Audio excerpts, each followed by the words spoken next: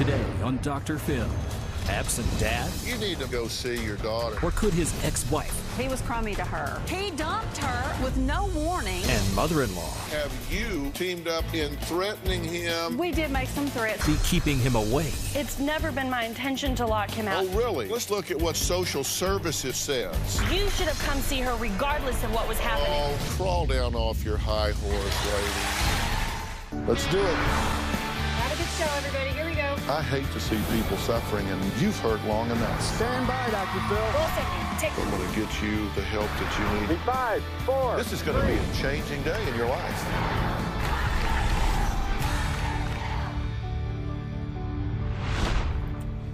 This is 18-month-old Ellie.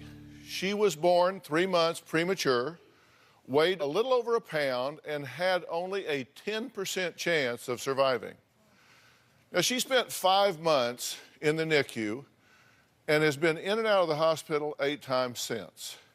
Ellie has a trach tube, a feeding tube, is unable to talk, and must live in a completely sterile environment. However, the problem we're focusing on today isn't Ellie's health. It's her parents who just can't seem to get along. Candace claims her ex-husband, Miguel, is an absent father who has abandoned her and their precious daughter. Miguel is a deadbeat absentee father. Miguel has visited Ellie 2 times since he abandoned us. He will say that he's coming and then right at the last minute say, "Oh, I'm sick." Miguel uses the bad relationship between himself and my mom as a crutch to not have anything to do with Ellie. Miguel is very full of excuses. My daughter has a tracheostomy and she has a feeding tube. Miguel knows absolutely nothing about how to take care of Ellie and all of her medical needs. I believe Miguel has chosen his new wife over his disabled daughter. Well, Miguel says, whoa, whoa, whoa, that is completely untrue. He says he is desperate to see his daughter, but that he can't because Candace holds her hostage at his ex-mother-in-law's house. Now, he claims both women are to blame. My ex-wife, Candace, is a vindictive, jealous, habitual liar. One of the main reasons I wasn't able to visit Ellie was because around March, Candace's mother had sent me some seriously nasty text messages telling me that under no circumstances, as long as my daughter is under her roof, that I will ever see my little girl. I took Candace to court for contempt because they were keeping me out of the house. That's why I can't make the 6-hour trip. They're vindictive enough and have been to where I could get 5 hours into my 6-hour trip and they could just change something up on me in a heartbeat to where I wouldn't be able to see her or your time's gonna be limited. They're just playing games with me. It kills me not to be with my little girl. Well, the only thing Candace and Miguel agree on is that they disagree on everything. Just months ago, Candace claims Miguel took his desperation to a dangerous level, threatening her safety as well as their daughters. There was one time when Ellie went into the hospital and I was continuing to keep Miguel updated as much as possible, but most of those texts or phone calls were being ignored. After Candace told me that Ellie was in the hospital, I asked her, how's she doing? And she refused to tell me. She just said, she's at the hospital, it's bad. I was like, just let me know what her security code is if she gets admitted so I can call and talk to the hospital. She refused to give me this code. So I then contacted the hospital myself. They said, hold on, we got her in the ER. The ER then sent me to the OR, which I was freaking out thinking, did my daughter have surgery? Is she having surgery? What's going on? And then the OR basically is like, oh, no, she's on the 8th floor. I'm like, I'm Ellie's father. I'm just trying to see how she's doing. And she's like, there's no Ellie here, sir. We can't tell you anything. And at the time, I got extremely frustrated. 2 people plus Candace just confirmed that my daughter's in the hospital. And now this lady is denying that my daughter even exists.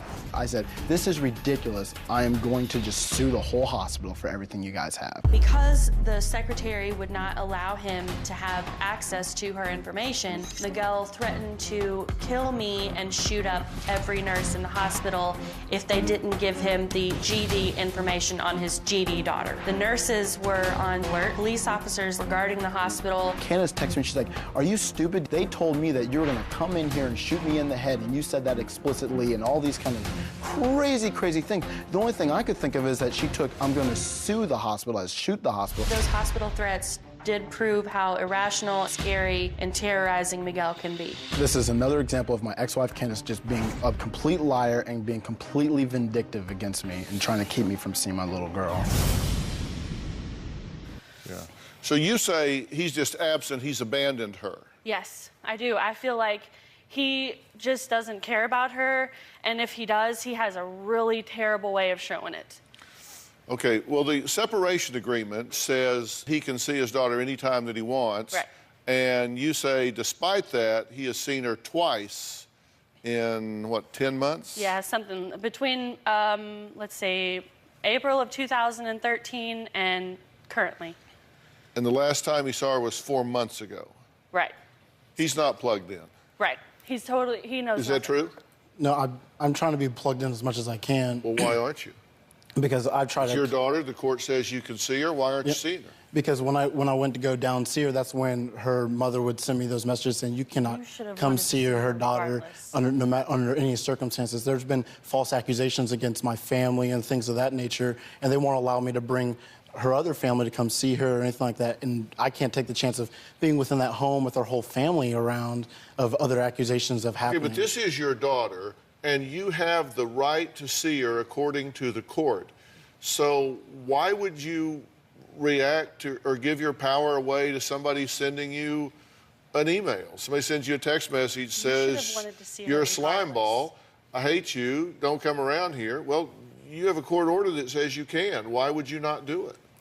I guess I was so afraid of going down. I was trying to do the best I could to keep peace.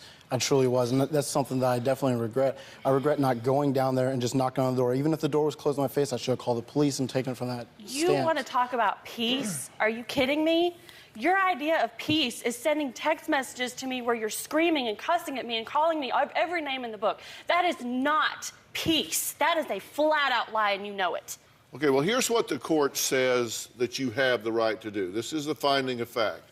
It says, quote, while Eleanor has her tracheotomy and her gastrointestinal tube, father may come to the residence of wife to visit Eleanor whenever he wishes. Wife wishes to encourage this contact and shall accommodate this visit by allowing liberal amounts of time for husband and Eleanor to spend peaceful time together. Is that happening? No, it's not. You're not going, and she's not allowing liberal time and peaceful time. And my biggest issue is that peaceful time, because there's times where I'll be like, hey, can I have am I going to have a peaceful time? You know, am I going to be able to sit in a room alone with my daughter? And she's like, there are no private rooms in this house. Why would you sit in a room with a child you don't know how to take care of? Every time you've been in the hospital with her, you can't even change her diaper. They haven't allowed me to change her diaper. Maybe the reason he doesn't know is because you've locked him out. It's never been my intention to lock him out. Oh, really? On that note, we need to take a break. Next, I want to talk about what the social worker said really went down at the hospital. Little video of you need to man up and go see your daughter. I don't care what the hell somebody says. Thank you. Oh, crawl down off your high horse, lady.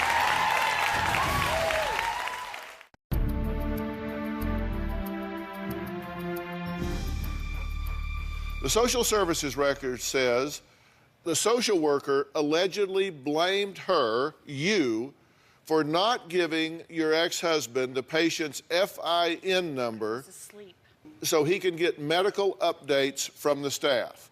Mom was adamant that she is not going to leave patient's room under any circumstances. Social worker reiterated to Mom that both have shared custody and he is allowed to visit separately given their volatile history. Candace advised hospital security will be contacted should she agree not to leave the room, and security will have her escorted. This mom repeated numerous times that she will not leave the room and let the dad have private visits with the patient. Hospital security will be notified upon dad's arrival. He is allowed the patient's FIN number that mom hesitantly agreed. Mom said she felt it is unfair that patient's dad be allowed to have private visits with his daughter. Okay, can I explain a little bit of that? You need to, yes, because that to me sounds like you are being highly obstructionistic. That makes me sound crazy. But and in fact, you wanted a new social worker because this one didn't agree with you. The problem was when he contacted me for the PHIN number, it was 4:30 in the morning. My daughter had had a really rough night. We were in the emergency room for 16 hours. She texted me at 2 o'clock in the morning. I was letting him know what was going on via text Why not message. give him the number? Because I was asleep. You weren't asleep during your meetings with the social worker, were you? No, I was not. Then why were you continuing to say that her father does not even have the right to have the access number to get medical updates on his daughter? In hindsight, I should have just given it to him. You're right. I will own that. I will say that I should have given it to him. Then why did you want to fire this social worker? Because she's telling you what you don't want to hear. I have had a really rough history with that social worker. This is one that has terrorized me in different ways, and I know that probably just seems like I'm just calling people out and calling people crazy and not owning it. So you were terrorized by a social worker? Yes. She threatened to call social service. She threatened to call DHS on me because my daughter spent a lot of time in the hospital for trach infections, and she was saying that I was actually making her sick. I never was making my daughter sick. And so this social worker has called me names and accused me of things that were not true. Now, She's called you names. What has she called you? She's called me a bad mother, and I'm one that tries to cause problems between the nurses and the doctors, and those sound like clinical observations, not names. But she doesn't have the right to make clinical observations. She doesn't have a medical degree. Well, she's licensed to make those observations and assigned to the case. All I know is... So what is she supposed to do? She's supposed to... The job of a social worker is to make sure you have help with aftercare. You have to have, like, your supplies and stuff delivered. They're the ones that restart. Well, where did you read that that's the job of the social worker? Because I've spent a lot of time in the hospital with my daughter. I mean, I pretty much know, like, things that they're supposed to be doing. And doctors have even told me that that's not her job. So you understand what the congressional mandate is for the Licensing Act of social workers? I don't understand what the congressional mandate is, but I do understand what doctors have told me when they've said that it's not her place to make those kinds of calls. Really? Let's see if you've been cooperative here. I haven't been. I'm not as much as I should. On May 4th of 13, you write to Miguel, "We hit a milestone tonight. You couldn't even care less." Miguel says, "Just woke up. What is the milestone?" Candace, laugh out loud. "Oh, you're going to act like you care this morning? Thought you had a trip with your precious Ugg this weekend." Now, who would Ugg be? His wife. She has a name. I know. She has a name. Miguel, what's the milestone, Candace? How is our daughter doing? You respond, "You'd know if you hadn't ditched her." Candace, does it not bother you a tiny bit that our daughter is trying to crawl today and you're not here to see it? Sad, Miguel, absolutely sad. Miguel says, "So that's the milestone that you're telling me about?" Candace, "No, it isn't. This is new. Doesn't matter. You're not here to see it." She acts like I don't care about my little girl. You need to man up and go wonderful. see your daughter. I don't care what the hell somebody's saying to you. Thank you. It does not matter what I say. You should have come see her regardless of what was happening. Oh, crawl down off your high horse, lady.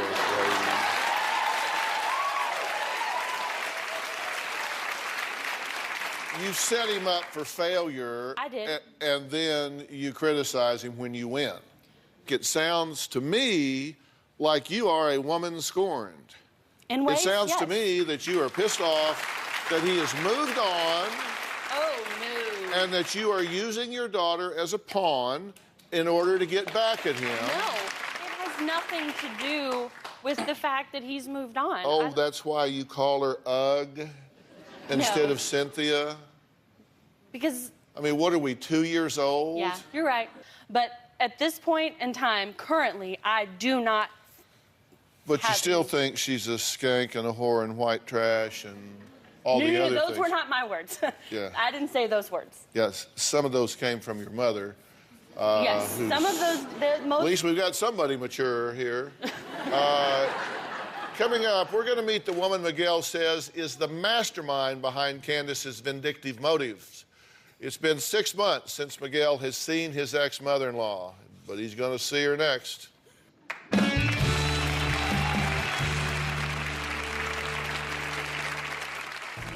Leah sent a lot of texts to Candace on the day of our wedding. She said, "You're becoming an N-word lover." I told Miguel, I said, "I've called you plenty of things, a stupid punk, a mama's boy, a liar, a cheater, but I have never called you the N-word." When we were together, Miguel would control all of our finances. Miguel would question me about where I went, how long I was there, who I was with. At one point, he would take my phone with him to work because he was afraid that I would have contact with my family. Miguel had me convinced that my mom would tear us apart, that she was toxic for me. My mom is not controlling me. Miguel is the controlling one. Miguel hasn't seen his ex-mother-in-law in 6 months. He says she's so toxic, her own daughter cut ties with her while they were married. Take a look. Leah sent a lot of texts to Candace on the day of our wedding, basically telling her that you're making a huge mistake, he's terrible for you. She said a lot of things like, "You're becoming an N-word lover." That is a lie, and he knows it. He brought that up to me and told me that I called his father the N-word and that I called him the N-word. I told him, I said, "I've called you plenty of things, a stupid punk, a mama's boy, a liar, a cheater, but I have never called you the N-word." Candace's mother, Leah, is a manipulator, a vindictive person, someone who always has to have drama in her life. Miguel has a very bad temper. He will start to scream and cuss and immediately start calling names. Miguel has called me the word, an B, a whore, a slut, stupid, insignificant, and a loser. Miguel told me he didn't want to sit at the same table with me because he said that I was fat and disgusting. I don't believe I ever called her overweight, but gross and disgusting is very possible. On the outside, Miguel appears very sweet and charming, but in reality, he is a very skilled liar. Well, Leah, thanks for joining us. Did you want her to marry him? No, I did not. Were you happy when she did? No, I was not.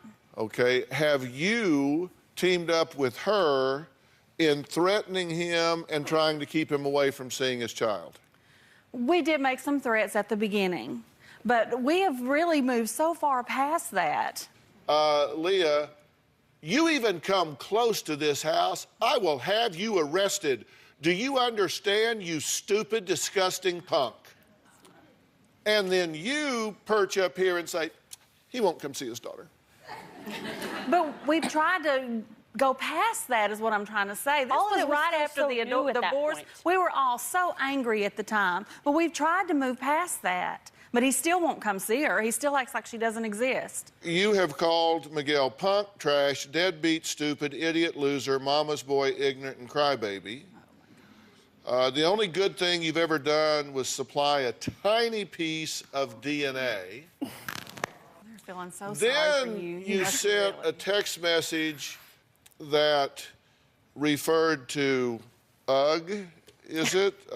Which I like to call Cynthia. Calling her cheap, trashy witch, picked up on the streets, tramp, and white trash. Well, I mean, seriously, she walked in and stole my daughter's husband from her. I mean, I was mad. I'm not denying that for a minute. I was mad as a hornet. Why is it okay for him to call me on the phone and say these nasty things to me, but it's somehow not okay for us to come back? He dumped her at my house with no warning, abandoned her and the baby with no warning, and then took up with somebody that he had been talking No to warning. for There was a complete plan of her to spend time That at is your in your house. head, and you know it. And then before we knew it, he was engaged again. So you tell me that you hadn't already had it planned to take up with somebody else. Not at all. Oh my gosh. No, I definitely Now's the didn't. only time you have a chance to be honest. Please do Yeah, that. please do. I've been nothing but honest from the whole get-go. Now When try it. Maybe it'll get contagious. right from. We're the ones that takes care of that baby day in and day out. I don't know why everybody's acting like that it's our fault, all our fault. Who's everybody? Every time he says something, they applaud like he's some great speaker. This isn't an election.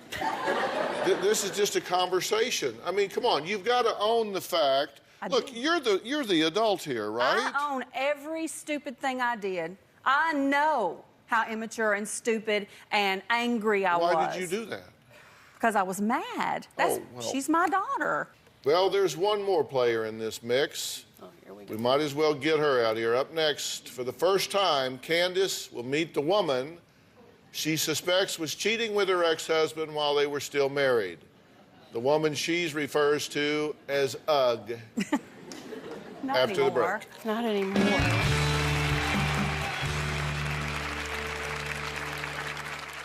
I'm very afraid that Cynthia is an alcoholic. Cynthia is trash. I think anybody that purposely goes in and messes up somebody's marriage, what else are you going to call them? My relationship with Miguel is perfect, except for the issues with Candace and her mother. They are teenagers. I have never met Miguel's new wife, Cynthia. I've seen her from a distance and seen pictures of her. I've seen many photos of Cynthia drinking alcohol. I don't like to judge like that, but I do believe she might at least have a drinking problem. I'm very afraid that Cynthia is an alcoholic. Cynthia appears to me as somebody who hasn't grown up, somebody who is selfish, who wants what doesn't belong to her. Cynthia appears to me as somebody who might just be as mean and vindictive as Miguel is. My nickname for Cynthia is I believe she is a big word. I think she's trash. I think anybody that purposely goes in and messes up somebody's marriage, what else are you going to call them? After Miguel dumped Candace and Ellie, we saw Facebook pictures and posts of Cynthia and Miguel within a matter of weeks. Miguel's in a relationship with Cynthia, hugging each other and sharing their holidays. It's disgusting. I wanted to slap his head off, and I wanted to slap her head off too. Cynthia stole my daughter's husband. I think Cynthia would love to steal Ellie. My biggest issue with Cynthia is not so much that she's with Miguel. I believe that she has inserted herself into Ellie's life and trying to be a step-parent to a child she doesn't know. I just don't want to bring a stranger like that around my daughter. Leah, you had said earlier that all of this name-calling and immaturity and want to slap their heads off and everything was early on when you were really upset, but that you had matured through that. I know. We taped this yesterday. I know. I was thinking that while I was saying it. I thought I wasn't mad anymore. I mean, I'm just saying. This is a totally different situation, though. Yeah, right. Okay. Cynthia says that she has been nothing but nice and can't believe the childish behavior and horrible harassment she's received from people she doesn't even know. Take a look. I went on my first date with Miguel on February 4th. And then 5 months later, we got married. I love it. It's the most beautiful ring I've ever seen. My relationship with Miguel is perfect, except for the issues with Candace and her mother. Candace and her mother act like they're teenagers, sending mean text messages and threats. They are needlessly malicious. Miguel's ex-wife, Candace, is a horrible person. If you took all of the bad things you could think of and wrapped them into one person, that's how I see her. Early on in my relationship with Miguel, Candace was messaging me, telling me that Miguel was a bad person and that I needed to leave him. On Facebook, if you're not friends with someone, you have to pay money to send them a message. So not only did she go out of her way to message me, but she actually paid to do that. Candace and her mother are very disrespectful of my position as Miguel's wife and as Ellie's stepmother. I love Ellie. Even though Candace tries to keep Miguel away from Ellie, Miguel and I are going to do everything we can to constantly pursue his right to see his child. Well, thank you for being here. Yeah, you're welcome. I appreciate it. This is Leah. Oh, nice to meet you. And this is Candace. It's nice to meet you too, Candace. Hello. And, you know, I'm not they're gonna be sitting best there friends talking with her. about the things that we've said. She said some things that she doesn't know anything about. She doesn't know anything about us, except what he's told her. Well, and she he knows- might be a little biased. I've seen things that you've written to him. Why don't you tell them when I sent that text message? It's days after you dumped my daughter. You So guys- why are you acting like it's a daily thing? Why are you sitting there acting like it's a daily thing? Like we're Whoa, harassing wait a y'all? minute. She just got here. What are you doing? What do you mean sitting there acting like? I'm talking about on the how thing. is she acting like anything? She's just sitting there. I'm talking about on. She just said Why that is we it not harassed okay her. for us to be upset? Can She you just, please she just answer said that we've been harassing sorry? her. I've never said one word to you. Can you please just explain to me why it's not okay for me to be upset? Because you have a daughter that's getting caught in the crossfire between your immature exchanges with your husband. That's why. But it's not, but... No, there's no but. You said, tell me why it's not okay for me to get upset. I said, because your daughter's paying the price. She's caught in the crossfire between your sophomoric behavior with your husband and Cynthia. That's why we wanted to do this, because it's time it stopped. Because here's the That's thing. what I'm trying. You look like you don't believe me. It's absolutely the truth. Dr. Phil, I've waited all my life to meet you. I want your help. I seriously do. And it's not all our fault. I'm not saying it is. I legitimately just want to You heard me say straight up that he needs to man up, not be intimidated by your ridiculous threats and name-calling. Exactly. I know that that was not the right thing to do. And Ellie means more to us than I can even put into words. I don't want her to get to the point old enough that she sees this going on. I want us to make sure Well, we let me fix ask you a it question. first. How would you feel if he had Ellie and was with his family and locked you out and threatened you if you came around? How would you feel about that? Dr. Phil, Heartbroken. I have thought about that. It would break my heart. I would want to die if that happened. I don't want that for them. I have felt sorry for his mother because she doesn't get to be the... I know you might not believe it, but it's the truth. I feel sorry that she doesn't get to be part of Ellie's life. You guys accused his mom of trying to kill Ellie. She turned the oxygen off. What would you call it? It was on when I walked off, when I walked out of the room, and it was off she when I admitted came it. back She in. said You she put the- did it. you She put turned off the pieces together. oxygen. Thank you. Why else would be her if reason? that was the case, though, why wouldn't you call the police? Because we couldn't prove it. Why wasn't There was no way to prove it. What were we going to do? Or believe me, we would have. So you can't talk about something you don't know because you weren't there. Thank you. Are you still in love with Miguel? God, no. Not at all. Candace says that she has gone out of her way to include Miguel in his daughter's life. So does he know the latest information about his daughter? We'll find out after the break.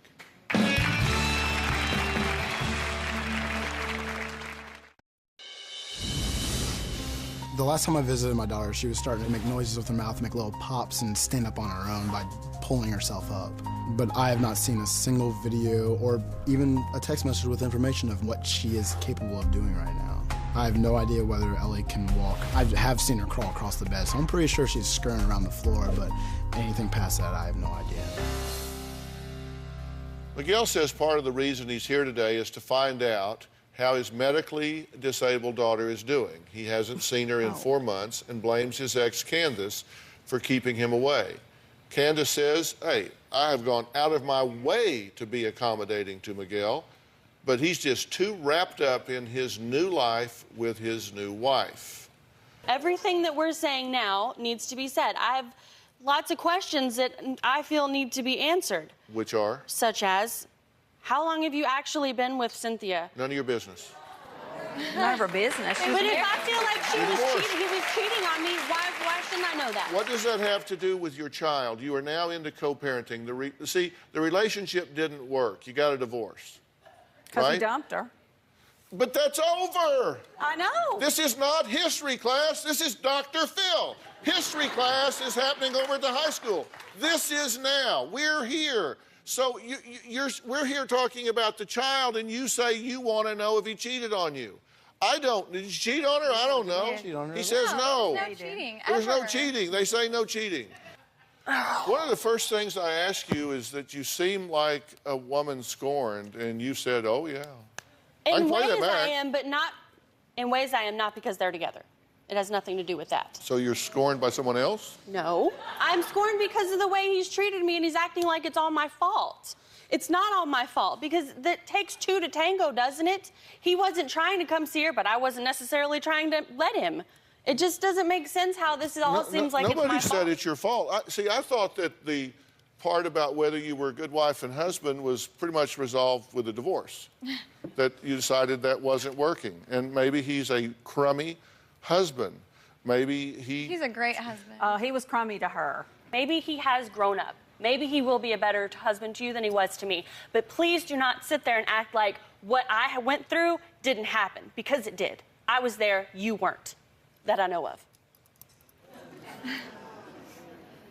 I've never met someone as mean as you. She is not mean. She's wonderful.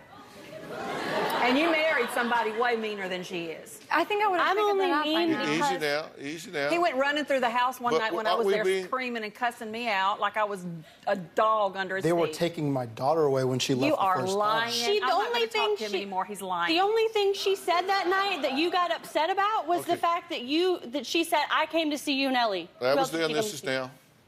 If you love your daughter, and I know you do, then you need to decide that you want to work on getting past all of this anger and bitterness and co-parent actively. And there is no excuse, not drive time, not feelings of tension or stress, or anything else that should be a high enough mountain or a thick enough wall to keep you from being actively involved in your daughter's life. You're right. And I think you do have a lot of unresolved conflict here, and I very much want to get you some help with that. I would love that. Now, Candace sent us some video of Ellie that you haven't seen. I wanted to give Miguel an opportunity to see his daughter in one of her most recent milestones. Here you go.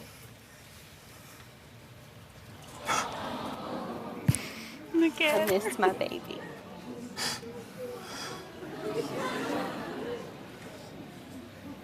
That was at therapy. She gets therapy once a week with speech and physical and occupational.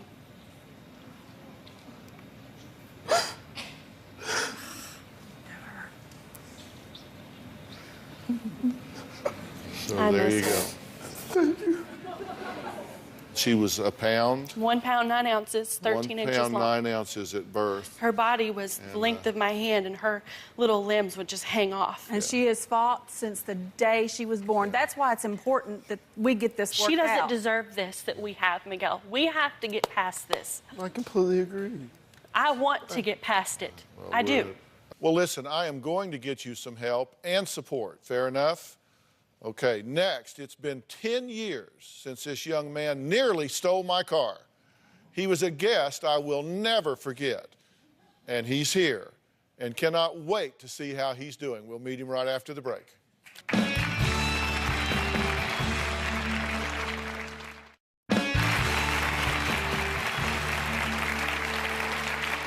Today's show has a little extra sentimental value to me because it is my 1,999th show. That's right. That means tomorrow is the big one, and it is full of surprises and updates from our most talked about guest over the past 12 years. But there have been so many memorable moments, there was no way they could all fit in one show, so I figured I'll start a day early. When I first met Ryan 11 years ago, he was only 8 years old and bravely battling leukemia. This little boy not only stole my heart, but also nearly stole my car. Take a look. Dear Dr. Phil, my name is Ryan. I am 8 years old. I have leukemia, and it would be a dream come true to meet you in person. You were telling me you like fast cars? Yeah. You and I are going to go out the back door, and I got a Formula One Ferrari out in the parking lot. Are you ready? Yeah. We'll be back, maybe. The car was the best part of it all. It was awesome, man. You're a crazy driver. The Dr. Phil show made me feel so much better. I almost felt like I wasn't on chemo.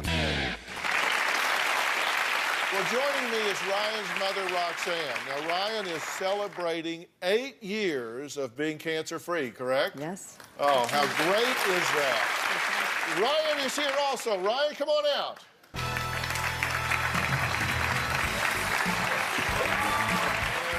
So good to see you. So good to see you. So how's life for you, friend? Just turned 18, graduated high school. Wow. That's just great. Yeah. Now, Ryan made such an impression on me 11 years ago that I framed a photo of him, and it's hanging in a very special place in the studio. And that's a picture of you and I in my Ferrari 360 Spider, and I hope you've never told your mother how fast we went. I valued that so much, so I made a copy of that for you. And I hope you'll hang that in your house. We have partnered again with our friends at Expedia and Marriott for a week-long stay at the beautiful 4-star Waikiki Beach Marriott. Okay? All right. It's good to see you, buddy. Thanks so much. All right, my next guest, Tim, enraged viewers this year when he said in reference to his adopted son, Adam, I wish we actually drove past the hospital that day, went to the Humane Society and picked up a couple of strays instead. Take a look. My son, Adam, is self-destructing before my very eyes.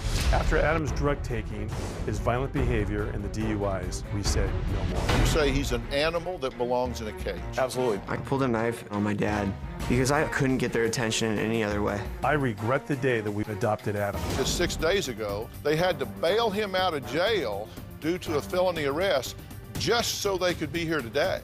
Okay, Adam, you just came out and you threw a pill bottle at your mother.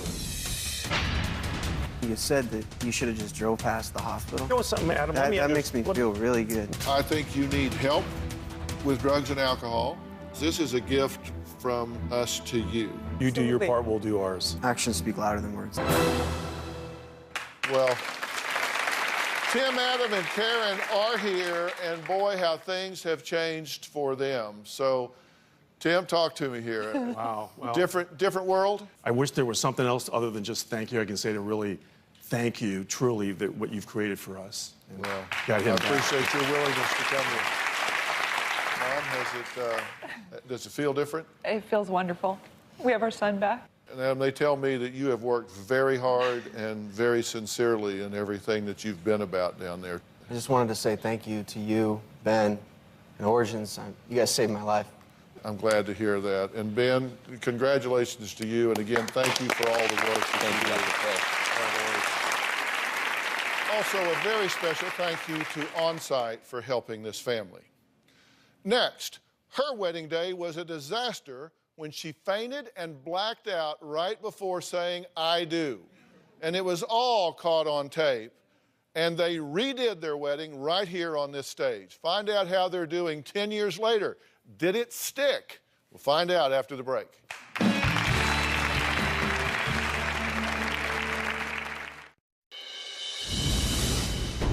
My wedding day was a complete nightmare. I blacked out, collapsed, and I fainted.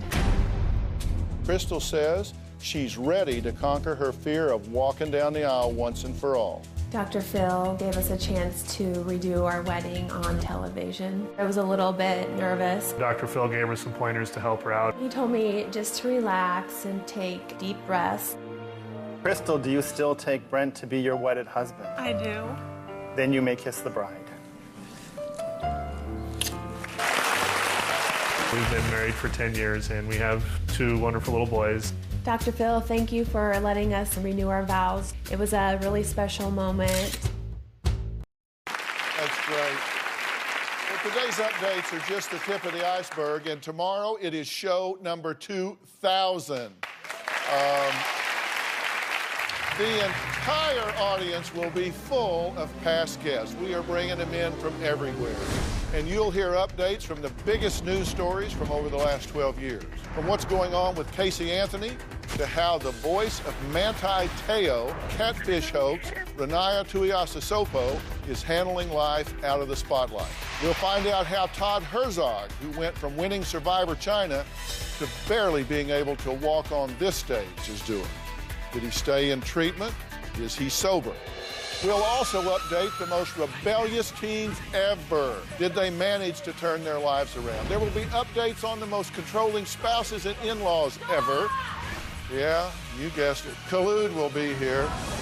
Plus, you at home will have a chance to win amazing prizes and vacations. You won't want to miss it. Now, also, I'm proud to announce that in 3 days, it is the live launch of Robin McGraw Revelation, Robin's own purpose-driven lifestyle brand.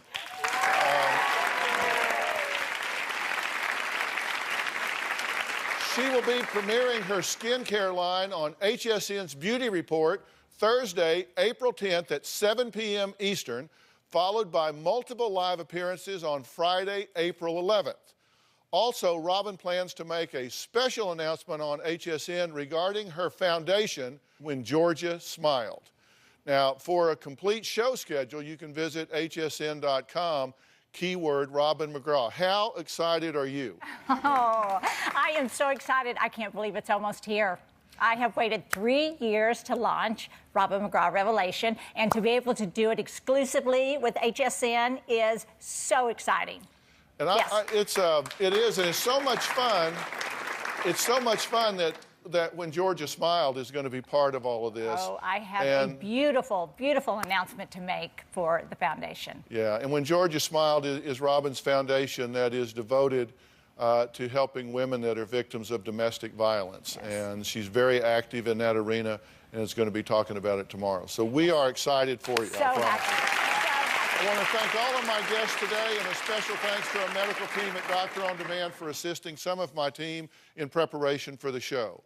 If you at home want to have your own Doctor On Demand, an app that Jay and I have created, go to Google Play or App Store, and you can download the Doctor On Demand app. Click your smartphone and you're eyeball to eyeball with a doc. Don't even have to leave your home. We'll see you next time. Thanks.